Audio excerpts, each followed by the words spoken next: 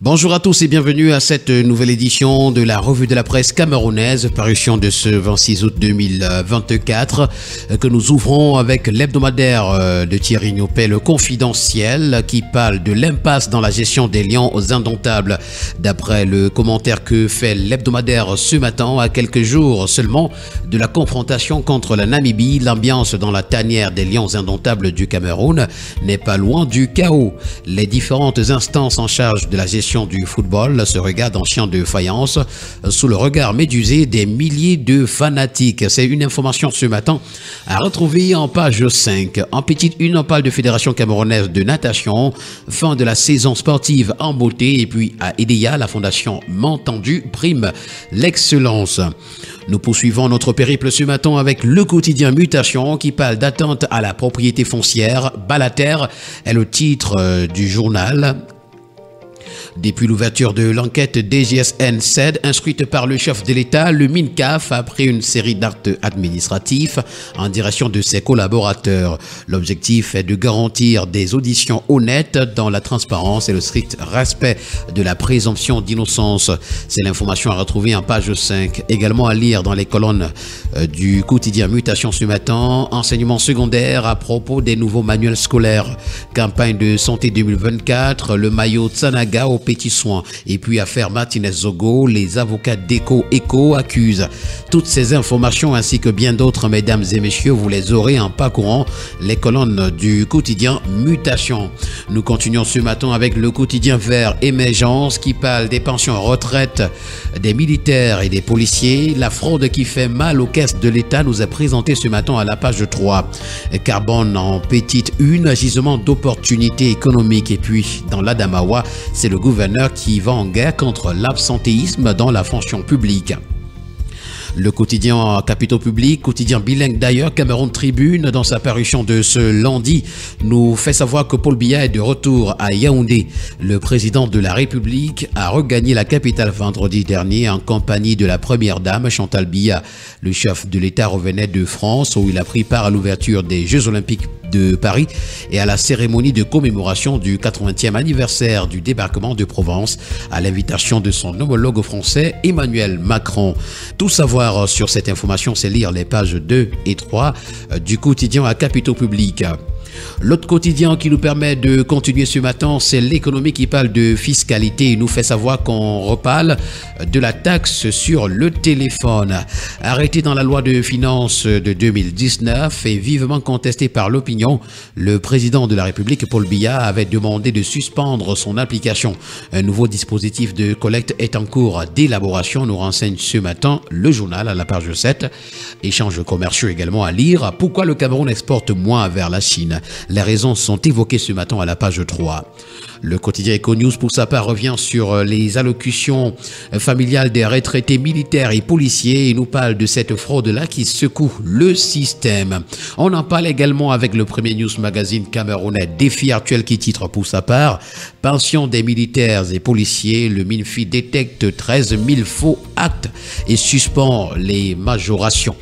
Face donc à des irrégularités massives dans les dossiers de retraite des forces de défense, le ministère des Finances a suspendu le paiement des majorations pour enfants à plusieurs retraités. Un audit conjoint lancé en 2022 a révélé près de 13 000 faux actes de naissance. Les retraités concernés ont jusqu'à octobre 2024 pour régulariser leur situation. Le financier d'Afrique, le bi-hebdomadaire, parle d'année scolaire 2024-2025 et nous présente les stratégies de financement de la rentrée scolaire au Cameroun.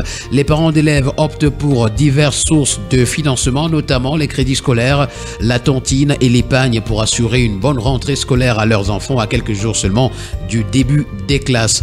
On parle également d'assainissement du fichier solde, 3,1 milliards de francs CFA de pertes enregistrées et dans la fraude des pensions retraite des militaires par an. Et puis projet d'alimentation en eau potable de la ville de Yaoundé, les 300 000 mètres cubes supplémentaires injectés dans le réseau.